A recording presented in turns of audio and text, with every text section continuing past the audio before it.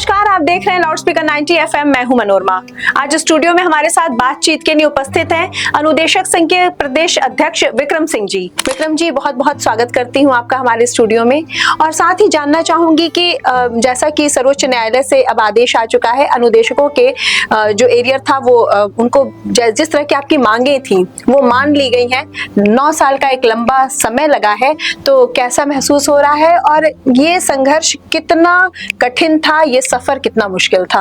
बहुत बहुत धन्यवाद सर्वप्रथम लाउड स्पीकर 90 FM को।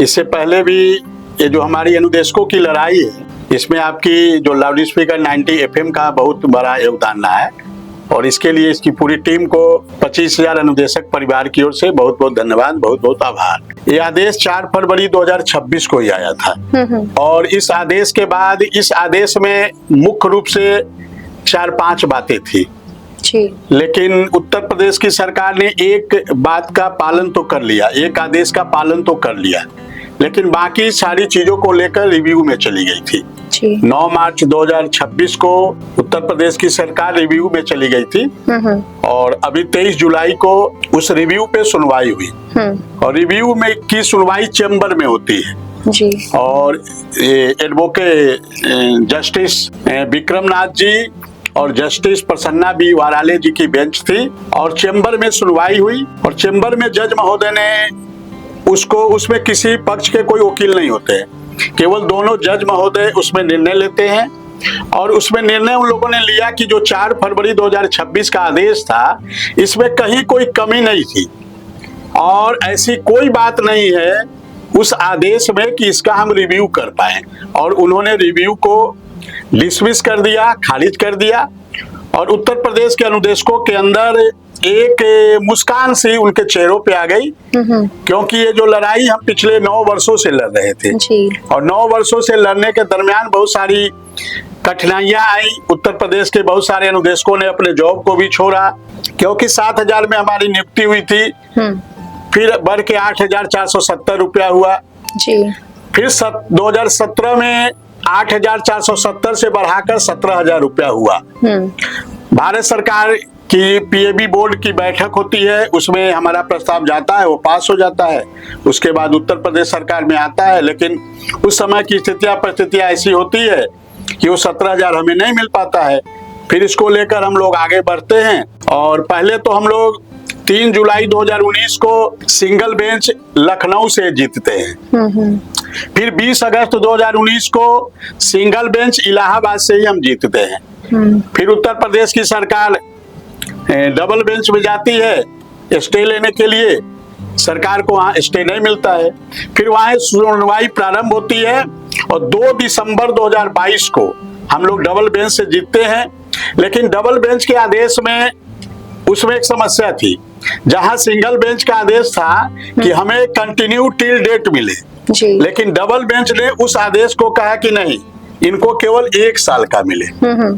तो इस आदेश को लेकर हम लोग माननीय सुप्रीम कोर्ट में गए और 1 मई 2023 को माननीय सुप्रीम कोर्ट में पहली सुनवाई हुई और हम लोग की याचिका, और हम लोग संगठन के तौर पे गए थे, यूपी जूनियर हाई स्कूल परिषदीय अनुदेशक कल्याण एसोसिएशन के हम लोग का संगठन है और संगठन के बैनर तले हम लोग माननीय सुप्रीम कोर्ट में अपनी एसएलपी दायर की थी और एसएलपी हमारी 1 मई 2023 को सुनवाई हुई और हमारी एसएलपी स्वीकार कर ली गई। सरकार को नोटिस जारी हुई और ये सुनवाई लगातार चलने लगी और 16 सितंबर 2025 को अंतिम बहस हुई और उस दिन हमारा आर्डर जो है रिजर्व कर लिया गया और उसके बाद 4 फरवरी 2026 को एक ऐतिहासिक और क्रांतिकारी फैसला आया। ऐतिहासिक हम इसलिए बोल रहे हैं क्योंकि हम जो कुछ नहीं मांगने गए थे वो भी माननीय सुप्रीम कोर्ट ने दे दिया। जैसे क्या नहीं मांगा था आपने? और वो जैसे हम लोग मांगने तो गए थे कि हमें 17,000 कंटिन्यू टिल डेट दिया जाए, मतलब मार्च 2017 से हमें 17,000 का जो डिफरेंस है, क्योंकि बीच में हमें 7,000 मिला, फिर 8,470 मिला, फिर 2022 में हमारा 9,000 हुआ, लेकिन ये 17,000 2017 में ही हो गया था। 2017 से ही हमें 17,000 रुपया मिलना चाहिए था, लेकिन नहीं मिला। तो हम गए थे कि हमें कंटिन्यू टिल डेट मिले।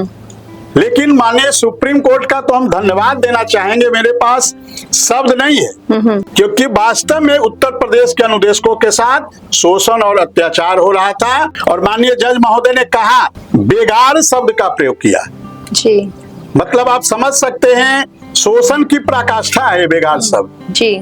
और उन्होंने कहा कि आप यदि इनको आप डीम टू बी परमानेंट है, ये अस्थाई के योग हैं और आप इनको अस्थाई करिए, शिक्षकों के समान सारी सुविधा में दीजिए, और आप इनको अंशकालिक, हमें अंशकालिक कहा जाता था, कार्य पूर्णकालिक की तरह लिया जाता था, लेकिन हमें अंशकालिक कहा जाता था। ये अंशकालिक शब्द को जरा आप यहाँ पे विस्तार में बताएंगे। अंशकालिक शब्द का यहाँ पे मतलब है, हमें पार्ट टाइम कहा जाता था। पार्ट टाइम कहने का मतलब है कि हमें जहाँ एक अध्यापक को विद्यालय में 45 क्लास, एक सप्ताह में 45 क्लास की बात कही जाती है जी। और हमें केवल 24 क्लास की बात कही जाती है, जबकि अध्यापक भी 8 से 2 विद्यालय जाता है।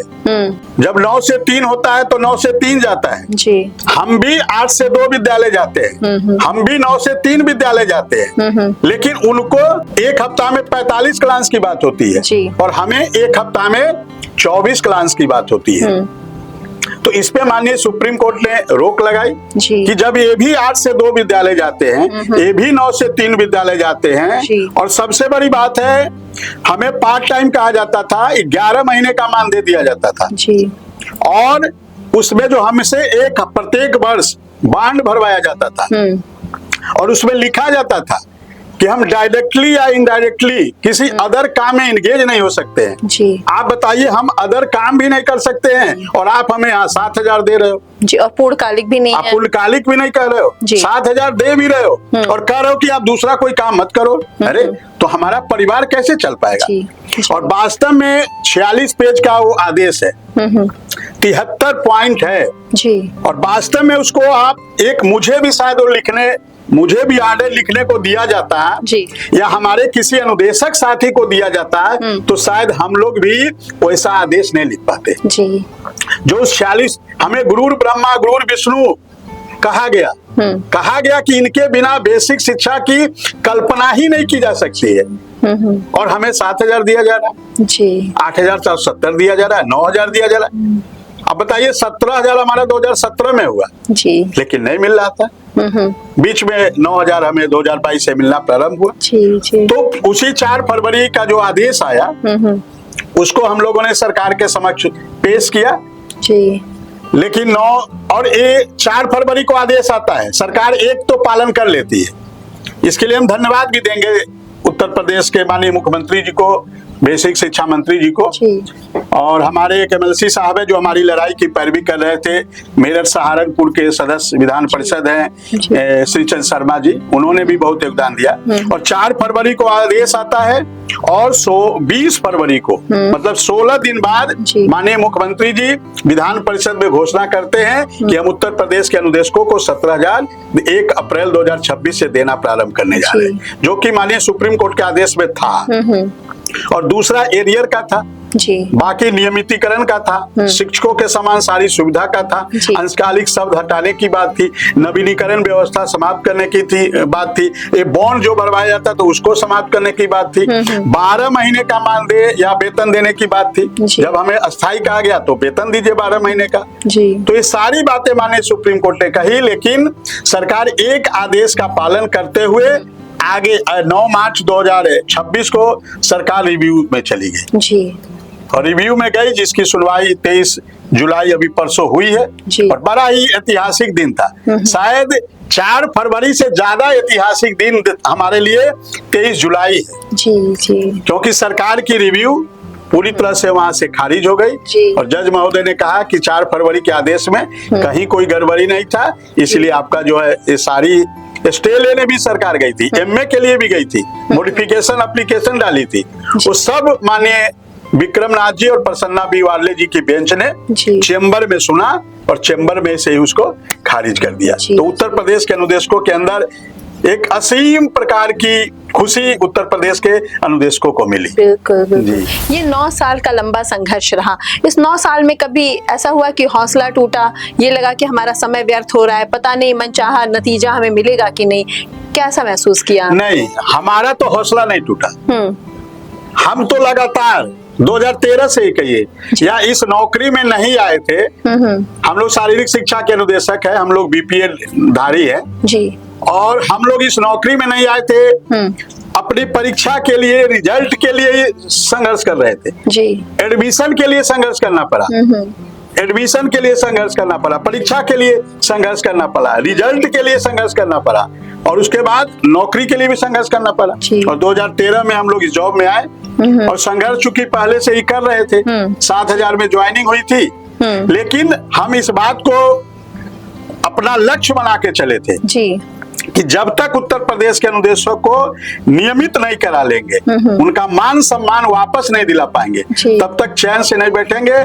बहुत सारी परिस्थितियां आई, लेकिन हम लोग कभी टस से मस नहीं हुए। सरकार, Allahabad high court, Lucknow high court, single bench, double bench, supreme court, और सरकार से भी पैरवी। हम सरकार से अभी भी निवेदन कर रहे हैं कि जो हमारा एरियर का भुगतान आया है, लगभग 9 लाख रुपया उत्तर प्रदेश के प्रत्येक अनुदेशक को मिलेगा जी। किसी की बिटिया की शादी है, ये 2017 से जोड़कर अभी 2026 जी, मार्च 2017 से मार्च 2026 तक जी, लगभग 9 साल का एरियर लगभग 9 लाख बन रहा है, और 4 अगस्त तक सरकार को देना है जी जी। क्योंकि एरियर देने के लिए माननीय सुप्रीम कोर्ट ने 6 महीने का टाइम दिया था जी। और वो 6 महीने का टाइम 4 अगस्त को, 3 अगस्त को ही कहिए समाप्त हो जा रहा है जी जी। और 4 अगस्त से तक सरकार को माने भुगतान कर देना है। तो हम तो उम्मीद करेंगे और आपके चैनल के माध्यम से उत्तर प्रदेश के यशस्वी मुख्यमंत्री जी से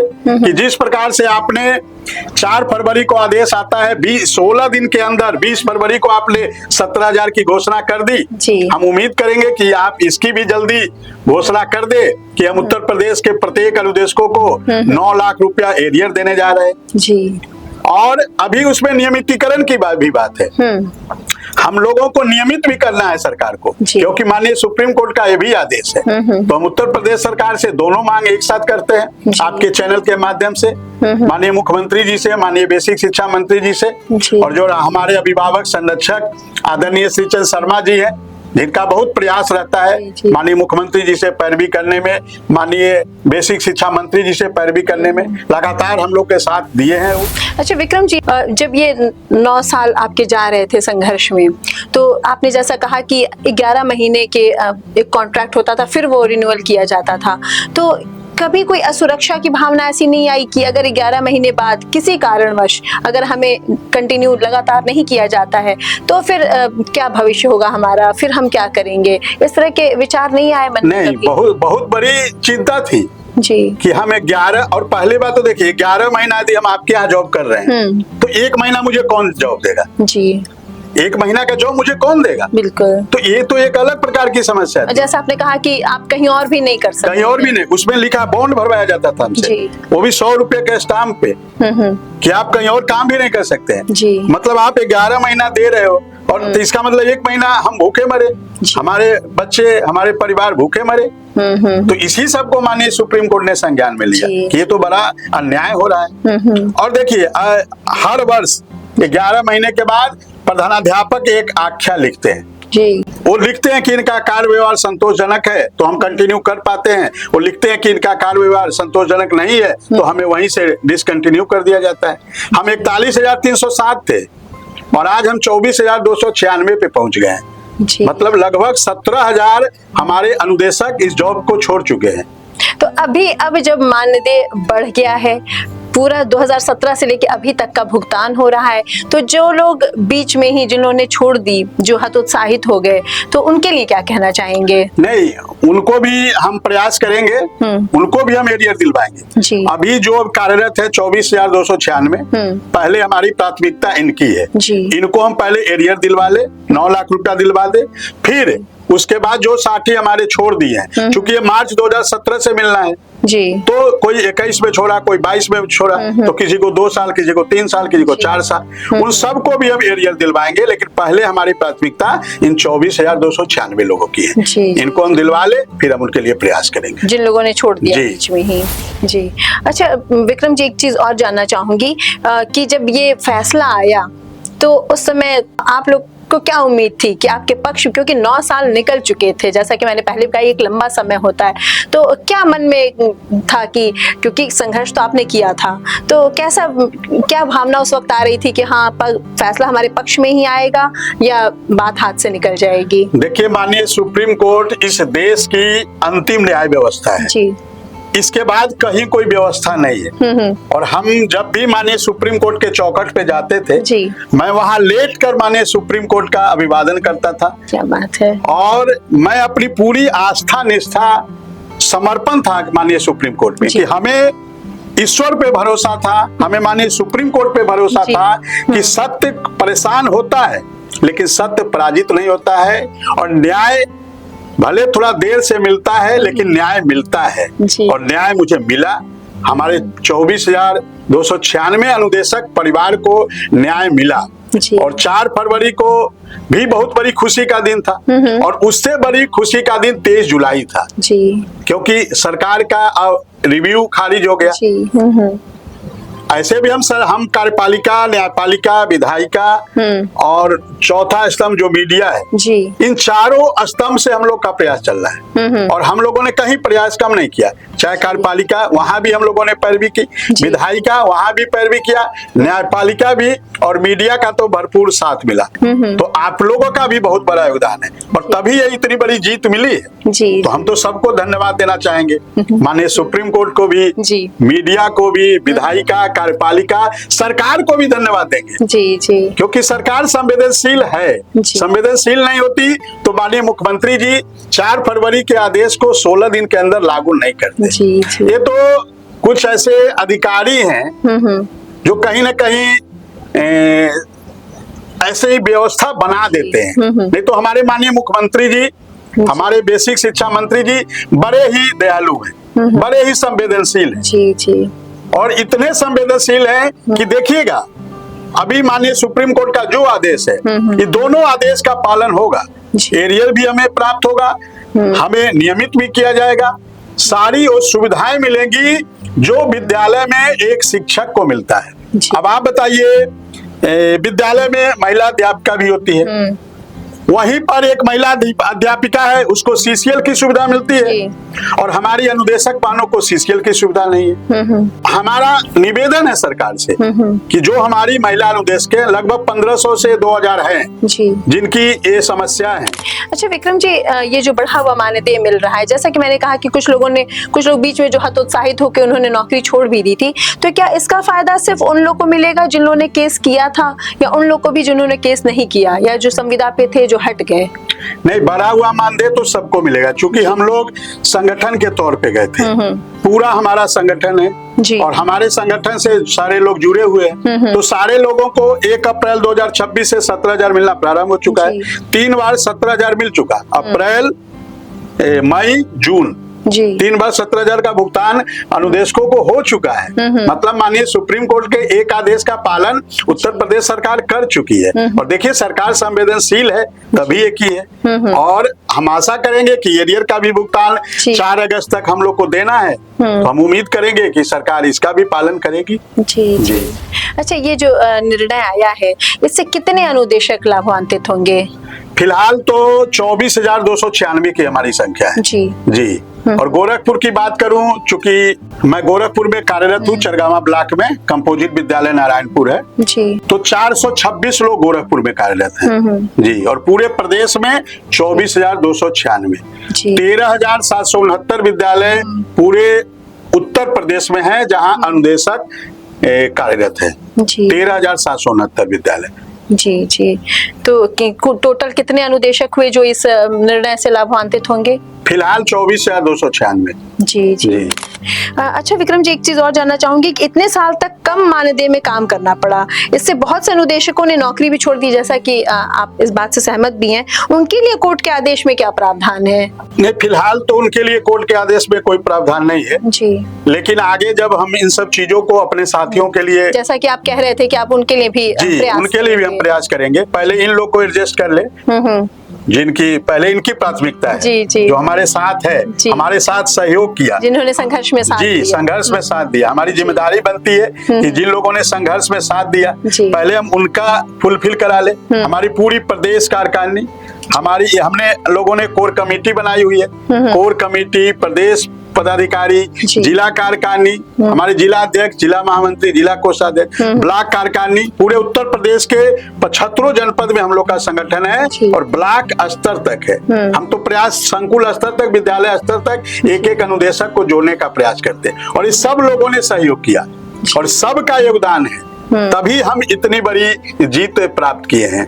एक एक अनुदेशक कई बार सहयोग किया, क्योंकि माननीय सुप्रीम कोर्ट लड़ना एक अल्प वेतन भोगी के लिए कितना मुश्किल होता है, आप समझ सकती हैं। लेकिन सब लोगों ने बढ़ चढ़ कर सहयोग किया, कई बार एक एक व्यक्ति कई बार सहयोग किया और तब जाकर हम इतनी बड़ी जीत कर पाए हैं।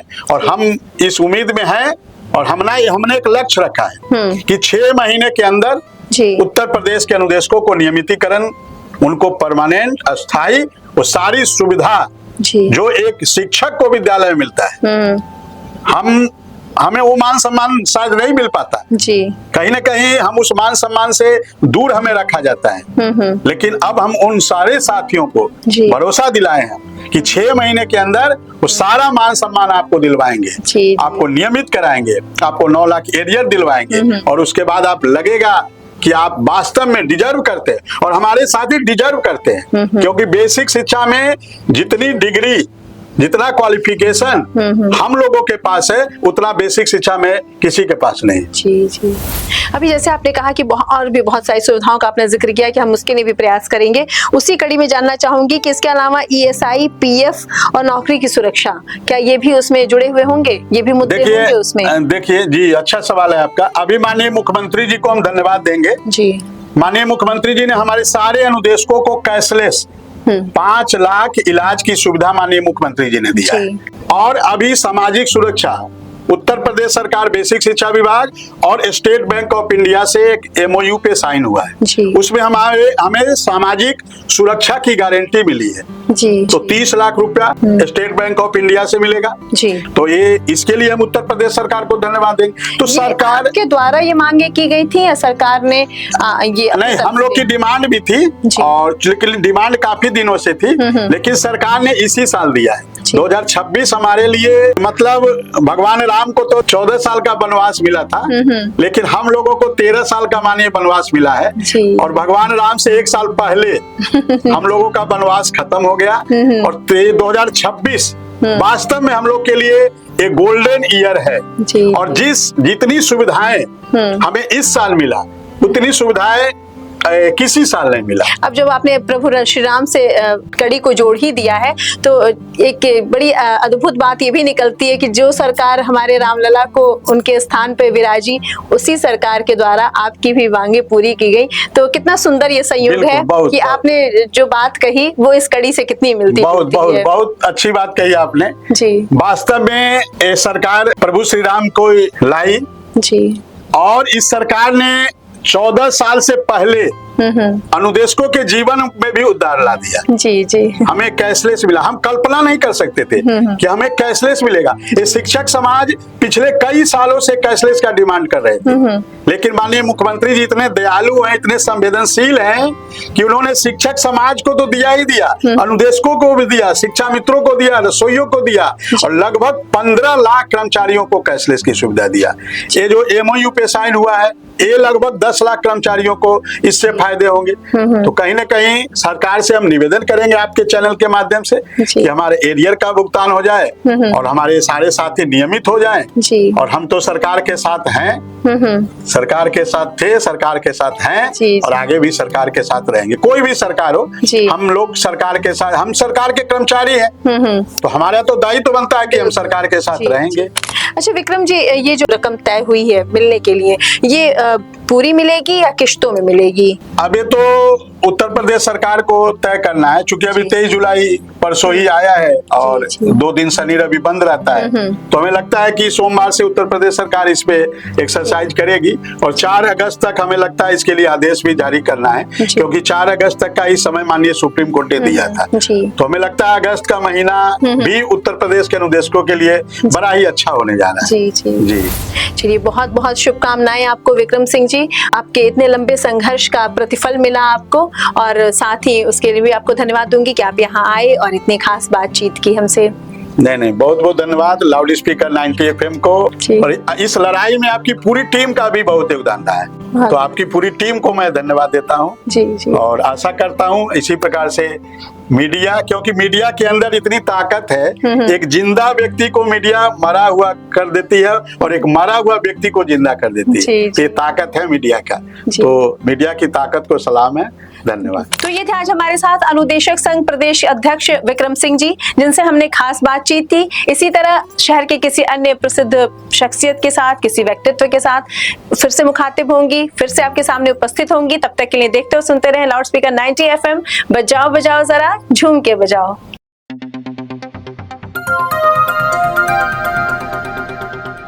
बजाओ जरा झूम के बजाओ, बजाओ बजाओ जरा झूम के बजाओ।